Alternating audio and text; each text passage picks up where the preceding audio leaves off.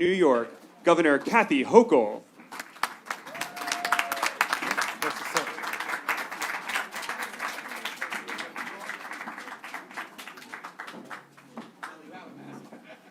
And please welcome to the podium, Ellie Castell. On behalf of the survivors from Cobnesim, on behalf of everybody else who's here, I am extremely pleased to introduce to you a woman who is after my own heart. You are the first female governor of the state of New York. I am the first female director of the Borough Park Y. Women can accomplish greater things, particularly when they work together, and I thank you very much. And I thank you for being here, and I give you the floor. Okay? And I thank everybody else who's here, all the partner agencies and our survivors who are here. And thank you for coming.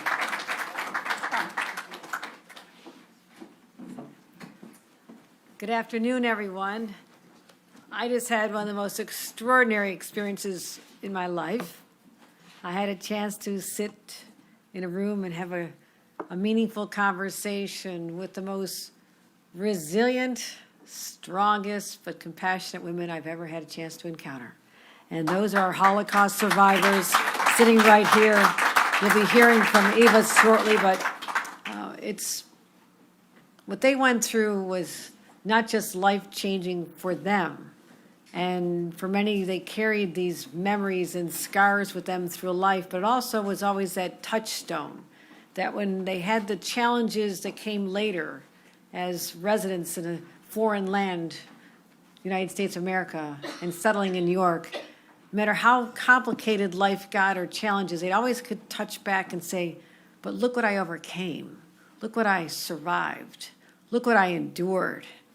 And because of those experiences, I will say there's no one with as much heart but as much strength as these incredible women. So please stand up, our Holocaust survivors. Let's give you a round of applause for the lessons you are teaching all of us, the lessons you teach us. Thank you.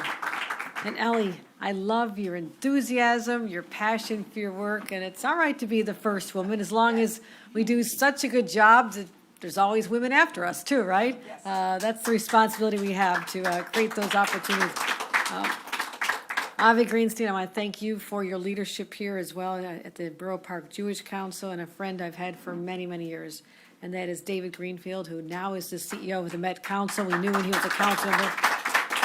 Always was so welcoming and kind to me, and I never forget way back 8 years ago when I was running for lieutenant governor, and people were like, Kathy who? How do you say that last name? You introduced me to this warm and welcoming community, and I've always felt that this is family to me as well, so thank you. And I know Eric Goldstein will be joining us as well. Great to be back in Borough Park. As I said to David, I'm here a lot, and to come this particular week, Holocaust Remembrance, President Biden acknowledged that we should honor this the entire week. I say we honor it 365 days a year. This is not a one-day, one-week phenomenon, but we'll take this week to pause and reflect on what that means. And, I actually went to a number of the camps. I was in Austria, Germany. It was part of a family outing to make sure that my children had a chance to be aware, be cognizant that in their own grandparents' lifetime, the most horrific atrocities were committed against fellow human beings. And I wanted them to know that this was not historical stories from 150 years, 200 years ago, Middle Ages. It happened, and there's people still alive who survived this. And that was important for me as a parent to teach my own children about what man is capable of doing to other men and women. And I'm fearful of what we see occurring not far from there in Ukraine. I've been reaching out to a lot of the communities to support the Ukrainian Jews who are feeling under siege right now, and they need a place to go. They need a place to heal and recover, and I cannot think of a better place than the great state of New York, which has the largest Ukrainian population. We're proud of that.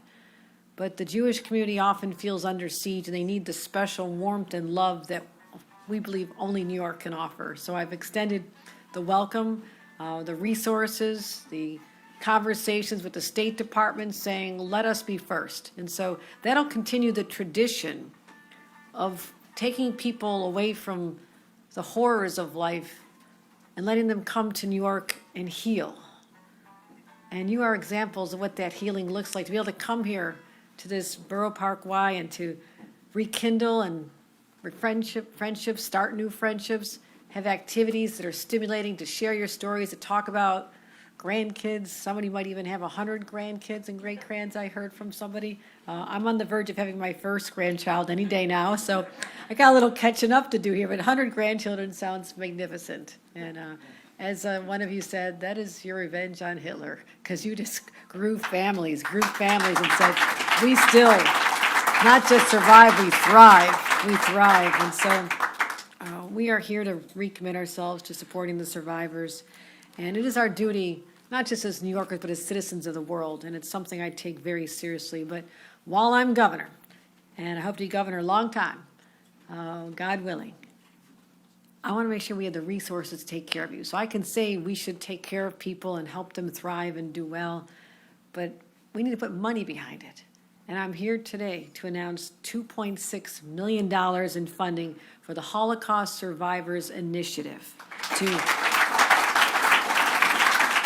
This is for 29 organizations that provide critical social services to our survivors. So you don't have to go wanting, and the organizations of people that are so compassionate and dedicated to doing what we do right here will have the resource to make your lives even more enriched and to give you whatever service you need, but just to have opportunities in a safe, loving environment, something you were denied, many of you as children. I spoke to one of you and you felt like you had been robbed of your childhood. Well, we can be kids again. We can be in a place like this, a safe space, where people, again, as I mentioned, shared experiences, know what you've been through, but also are part of the healing process. That's why I wanted to make sure that we have the money allocated for these purposes. And we know that New York is home to nearly 40,000 survivors. But how is it possible that 40% of them live in poverty? They live in poverty. They had the most challenging, horrific start in life as children, but as they grow older, don't they deserve more than to live in poverty? So we're here to help them as well and support the programs that are lifting them out of poverty. So that's what we're going to continue to do. Another area where I am deeply concerned, some of you spoke to me about this, what is going on in society today? Why has there been a dramatic increase in hate crimes, particularly anti-Semitism? What is going on? Do people not know the stories of what unchecked evil can result in? That's why here, as governor of New York, I will continue not just to call out these acts, but to protect people as well, to make sure they have the resource to have security lighting and facilities and all the technology they need to make sure that they are protected, where they worship, where they live, where they shop. We owe that to people. No one should have to live in fear. Fear can be debilitating. I don't want people to be fearful in communities like Borough Park or Crown Heights or someone taking the subway. This is New York. This is New York. People deserve the freedom from fear. We have the Statue of Liberty standing in our harbor. Not New Jersey's, that's ours. We'll have that fight anytime. That's a symbol of freedom from want and fear. We welcome people. We still welcome them today. But while they're here, we have to take care of them and make them not just feel safe, but be safe. And that is what I'm committed to doing, to fight this battle. I grew up in a little bit of a tough place in the state of New York. My grandparents were very poor immigrants, fled great poverty in Ireland, came here with nothing. And they built a life. Grandpa working at a steel plant. My dad worked at a steel plant. They lived in a trailer park, but life was good because they were free. They didn't have oppression. They knew they had something good. And I'm committed to making sure that we'll have additional funding for security, $25 million in our budget for security, so we can make sure that we'll protect the communities that are at most risk of hate crimes and attacks with the $25 million. So I want you to know, we will not only never forget and continue teaching the stories of the Holocaust in schools. I believe that needs to happen. That has to be part of children's understanding of what can happen when people don't rise up early enough to stop hatred and evil. That lesson needs to be taught because, as I said, we're seeing it elsewhere in this world, and make sure that happens, but also to lift up the survivors, tell their stories of resiliency and strength, the strength that exists right here in these 2 rows. And I thank you for sharing with me a little bit of your life, because that inspires me to be there for you. So thank you very much. Thank you. Please welcome to the podium Eva Gans.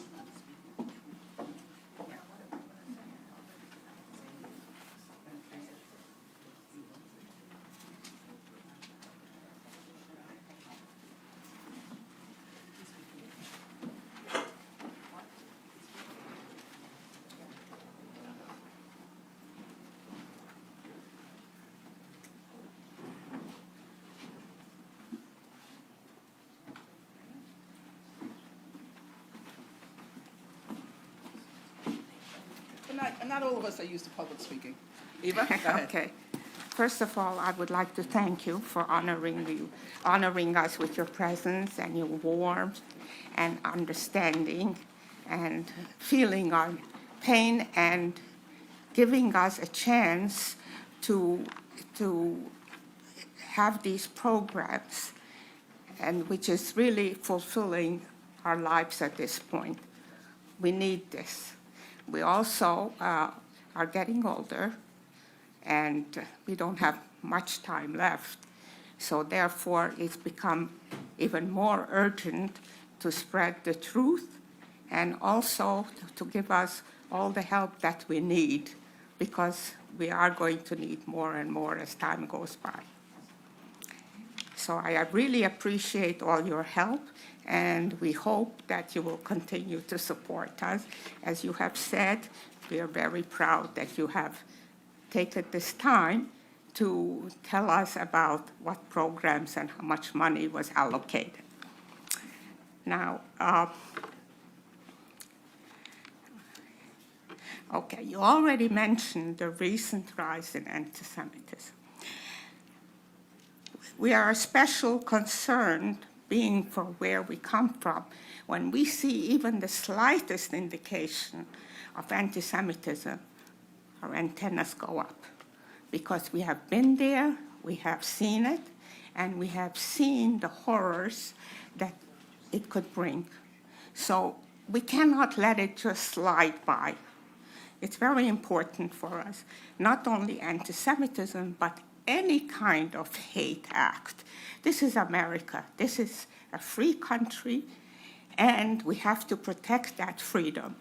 When freedom is denied, then chaos comes in. And it's much harder to stop after it has taken its directive. I lived through fascism, Nazism, socialism, and communism. So I know all about those things, okay? We have to look and understand that there is a source of where this comes from, and we have to stop that source.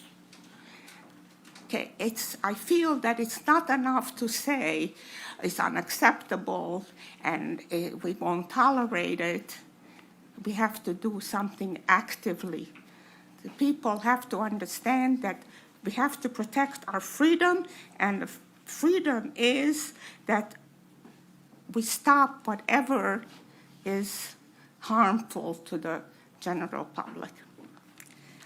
Now, you know the saying that those who fail to learn from history are destined to repeat it.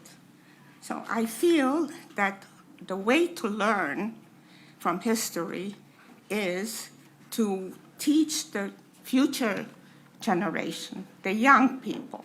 And I feel that it has to be from the very bottom up. By the time they have their own minds and they go to college and are told all kinds of things, it's too late. We have to teach respect, loyalty, and honesty to the very young children. From the little age on, respect will stop many of the hate, because if you respect people and property, you will behave properly. So that, I feel, is very important. Tell them a little bit about your life story, about where you were during the war, okay? Okay. Thank you. Okay. So it is, I feel, our duty to return to our core values and better future, starting at the bottom, like I said, with the children, and educate them to morality and ethics. Now, my story is that I was born just before the war, and I was 3 years old when my father was taken away to a labor camp. After that, I've never seen my father. My mother and I stayed in Budapest until the Germans came in, and then we were taken to ghetto. And when things became very bad and my mother saw that this is very, very serious, my grandmother arranged with a Gentile lady to take me in, and I was there till the end of war. January 18, the Russians came in, and they liberated the city, and my mother came to pick me up. She survived, but she was the only one who survived. If she wouldn't have survived, I wouldn't be here. So, you know, we all have different kind of histories and different kind of pains. I personally always felt that I was robbed of my childhood. I never really had a happy childhood of any sort. And after the war, we also had the communist dictatorship, and they made life very difficult. So anybody who is talking about things, you know, that socialism and communism, they have to try it before they say anything. So we left, we escaped. We were 2 years in a DP camp, and Canada gave us permission to emigrate there, and that's where I ended up. When I was 18, I came over here, I got married, I helped my husband, and then I became a designer, and I contributed in that manner. So I'm eternally grateful for having had the opportunity to live in this free country, and it pains me greatly to see what's happening. I think we really need to change the direction we're heading in. We have to stress loyalty to the country and to the United States, and for all the wonderful things that it has provided us, and to protect it.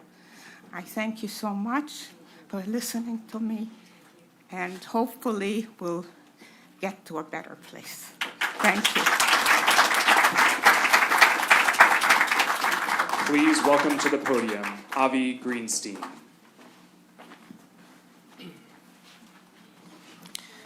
Thank you so much. Thank you so much, Governor, for being here.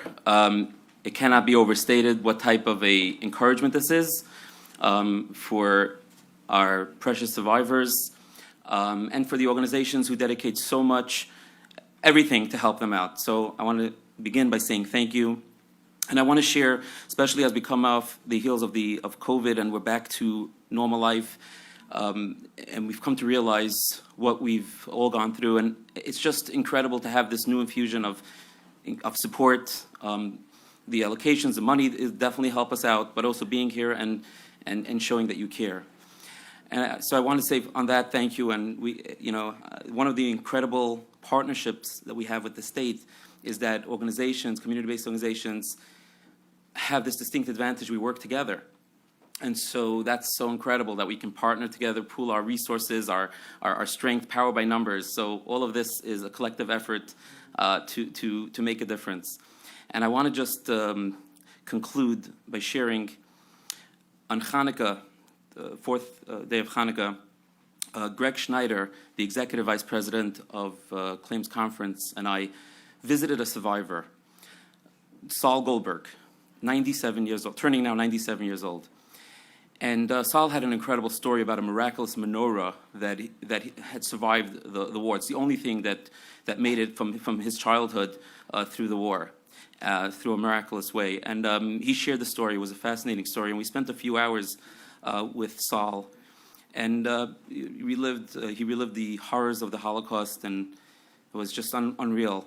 But we spent a considerable amount of time hearing from Saul the struggles, the challenges that he is experiencing these days, being alone, and just having to deal with all the emotional,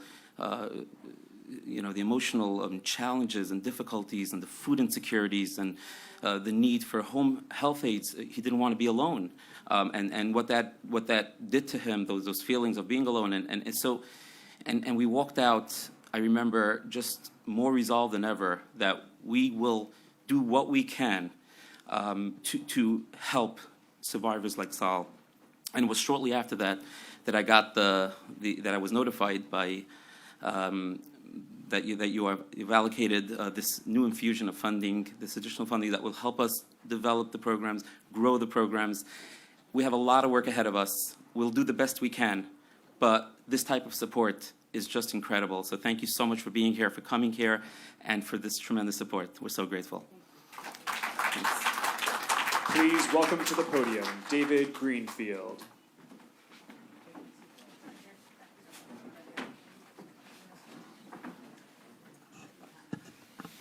Good afternoon. It's great to be back in the Borough Park Y. And it's a funny story. When I first met Ellie in her official capacity, she said, David, I like you. I said, why do you like me? She said, I like you because you're the first person in public office who knew that I was a woman and not a man, because the name Ellie is usually a man's name. And so Ellie and I hit it off, and I was proud to be a big supporter of the Borough Park Y, and the reason is not just because of her outstanding leadership, and she really is a tremendous leader. It's really because of the work that is done, and many of the survivors we've seen over the years. And the amazing thing about the survivors, I promise you this is true, they get younger every time I see them. They look great, so it must be something in the food here at the Borough Park Y, so thank you for that, Ellie, very much, very appreciative. As a former government employee, I always have to recognize my fellow employees. I want to thank Jake Adler, who's a tremendous liaison to the community. We love Jake. Everything great he learned from me.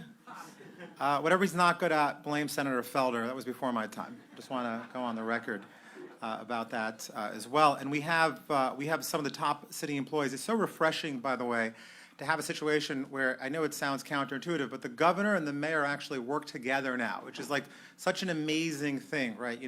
For years, the governor and the mayor, they would barely talk, much less work together. And today we have some of the senior leadership of New York City. We have one of the senior advisors to the mayor, Joel Eisdorfer, is here. I want to thank Joel. He's been a longtime community leader, a great friend, and want to thank him for his leadership. And, it takes a lot to get someone in the private sector to leave and to come back into government. One of the best employees that we had in the Bloomberg days was Fred Kreisman, and he's back now as Commissioner Fred Kreisman. I want to thank Fred for his leadership. And, we say all politics is local. We have a chairman here of our Community Board 12, Chair Yidel Perlstein, and District Manager Barry Spitzer, and I want to thank them for doing great work as well. I will just say there's a tale about a Hasidic Rebbe in Europe where his disciples used to come to him for advice and guidance. And when they would come to him for advice and guidance, before they left his study, he would give them all a small stone, a very small stone. And after years and years of doing this, people started saying, wow, these must be some holy stones, right? He blessed the stones. The stones must come from a certain quarry in Europe, you know, where Moses once upon a time walked, perhaps. Everyone's trying to say, like, what is about this stone? So on his deathbed, his disciples and his students said, Rabbi, you know, we need to understand. Can you explain to us, please, what is the value of these stones? You've given out thousands of these small little pebbles over the years. Did you bless them? Did they come from a quarry? Did they come from where Moses walked in the Middle East? He said, no, it's very simple. He said, here's what I've learned over the years. He said, people come to you with their problems, and you solve their problems, and then they leave, and it doesn't always work out exactly the way they want, and they always have complaints. He said, they used to stone me with big stones, so now I give them small stones. So that way, when they're throwing stones at me, I don't get that injured. And I was reminded of this because we have a prayer that we say every single week, and all Orthodox Jews across the world actually say this prayer, and the prayer is that all those people who work in public service, God should reward them. And that's an actual prayer that we say every Shabbat, and it's a very unusual prayer. It talks about people who work for the government, and it's a prayer that we said for thousands of years. And so the rabbis debate this and say, this is so bizarre. God, you work for the public. Why should God need to reward you? And the rabbis have said over the years, it's very simple, because if you work for the public, the people will never appreciate what you do, and they're always going to be frustrated and upset, and they're going to complain. So you say, you know what, in the end of the day, God knows what I did. And I think that's really what Governor Kathy Hochul is really all about. We have a situation right now, is somewhat amused yesterday, because yesterday you had some folks in the legislature who were complaining, and they were publicly saying, oh, we're upset, the budget, the governor, they got everything they wanted, but they still weren't happy, and so they're throwing the small stones. And then a poll comes out today that says that if there was a primary today, Governor Kathy Hochul would win by 50 points. So the question is, who are these folks representing, right? Who do they in fact represent? And the answer is that there's always people who are going to complain. Leadership is not about following the minority of the people who complain, but it's about standing up for the majority. And the governor did something this year that was very difficult, and I think that was very telling, and it's why I raised this story, which is part of the reason why the legislature was angry, is because they wanted an on-time budget. The reason they wanted an on-time budget, because the budget's supposed to pass by April 1, is because they had holiday plans. They wanted to go away. They wanted to get paid. They wanted to go on vacation. And the governor said, look, I'm not passing a budget this year unless you make specific changes. And one of the most critical changes to the governor was, she said, we have to strengthen the hate crimes laws in New York, and if it doesn't happen, the budget will not pass. And that's why those legislators are upset, because the governor stuck to her principles and her ideologies and her beliefs, which you've seen. She personally took her family to visit the concentration camp so that her kids could see what that's about. That's an exceptional thing. This is not in her official capacity. She did that on her own, right? It's not like, you know, we have amazing groups. Eric will tell you, JCRC. She did that on her own. What's incredible is that's what her belief is, and that's what she did. And that's why I want to tell you congratulations, and we appreciate you. And when you say you're home in Borough Park, it's because we genuinely respect you, we love you, and we admire you for having the principles to stand up for the silent majority, which is where we're all at today. So thank you for that. We're incredibly grateful. And I will just say that we thank you for this funding, and it's more than the funding. It's about your principles, and you're consistently outspoken about anti-Semitism and about being supportive of the community and about people having the right to live in peace and prosperity. And that's why when you come here, your family, we say your mishpacha, you are part of that family, and that's why we're so grateful to have you here. In the pecking order and the ranking of the philanthropic worlds, I'm preceded. I always tell people that Eric Goldstein is like my father in the philanthropic worlds. We don't always agree, but I love and admire him. And so when I see Eric, it's time for me to wrap up. And super grateful once again, Governor, for your leadership. And you should know that throughout these communities, you have our support. And I want your staff to know, especially your advanced security staff, that we support the police, we support the state police, the NYPD. We appreciate you, we love you, we respect you and admire you, and you should know you're always welcome to come here as well. You're our people, and we appreciate you. Thank you very much. Please welcome to the podium Eric Goldstein. Good afternoon, everyone. Really wonderful to be here. First, David thanked many, many people. Let me thank David. David is certainly part of our mishpacha, but also brings so many talents to the table and has been an incredible advocate for our community. So thank you, David. Ellie Castell, grateful to be here at your home, the Borough Park Y. And Governor, we're here for you to thank you for your extraordinary support of the Holocaust survivor community. This is a significant increase, this $2.6 million additional dollars to support critical services for the Holocaust survivor community. We at UJA have been providing millions of dollars annually to our partners, many of whom here I see Stuart Kaplan from Self Help, Ellie Borough Park Y, Avi Greenstein, the Borough Park JCC, Met Council, to supply critical need, emergency cash assistance, food, services. We were all negatively impacted by COVID, all of us, but the survivor community particularly so. Resurfaced many of the traumas of their childhood. They lost years of their childhood because of the Holocaust, and now once again. And, you know, we speak about the critical obligation never to forget. This is about to be Yom HaShoah, the importance of never forgetting Holocaust Memorial Day, what happened. But there's an equal, maybe even greater obligation today, which is to never abandon. We cannot abandon our current survivor community to provide them with what they need to live their remaining years in dignity. And the heartbreaking challenge is that 40% of the nearly 35,000 survivors in the New York community live at or near poverty. That's a heartbreaking statistic.